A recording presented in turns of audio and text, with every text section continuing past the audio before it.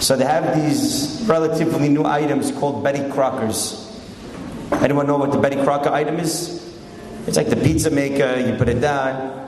You can call it a pizza maker. You can call it a shalom bayit maker. Whatever you're going to call it. The thing is phenomenal. You put food inside. It makes it. It heats it. It cooks it. It bakes it. I don't know what it does.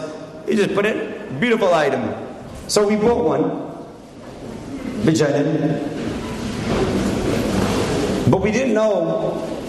Do you have to dip it? Do you not have to dip it? Mikveh? No, you should.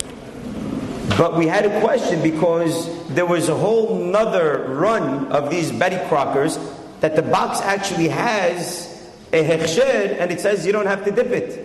So me and my wife were thinking, wait, if the second one you don't have to dip, so maybe the first one we don't have to dip either. The second one's come with a hechsher, no dipping needed. So maybe the first one's also.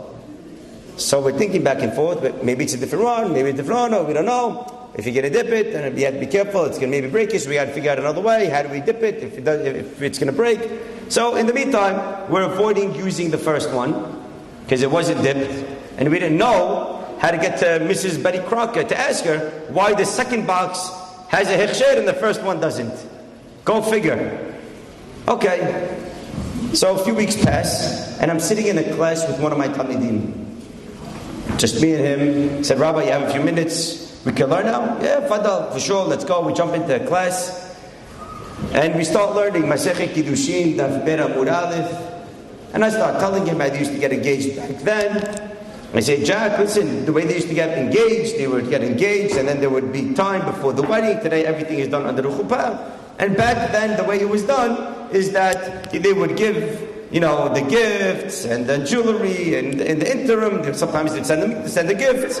And they would send them maybe a Betty Crocker. Don't ask why I said that. But I just threw out the word Betty Crocker. So Jack looks at me and says, Rabbi, you know the Betty Crocker? I said, of course I know the Betty Crocker item. It's a sick item. How do you know about it? You have one? He says, Rabbi, I sell the Betty Crockers. I said, what does that mean you sell the Betty Crockers?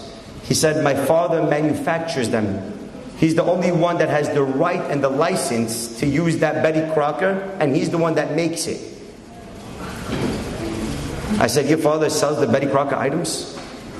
He says, my father is the only one that's allowed to make them. It's his item. I said, no way! I gotta find out what's going on. The first boxes don't have a hechsher, the second ones do. Can you tell me what's going on? A few minutes later, I'm already on the phone with his brother, Freddie.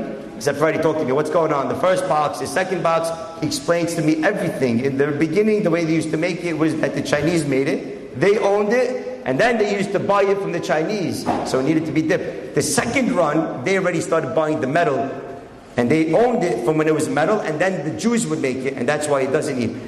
I'm not going for the halakha shibur right now. I'm just blown away by the hashgacha pradit. I come home, I'm like dancing. I tell my wife, you're not going to believe what happened today. Imagine me trying to go to figure out to Betty Crocker. How am I going to go Wisconsin and Manchester? I don't know where this place is. And go and see, how do I know if it needs to be dipped? And Borei Olam says, I have no problem putting the person that sells them in a room, and he'll tell you exactly what you need to know in order to know if you have to dip them or not. That's called hashgacha pradit. Nothing happens without Hashem allowing it to happen.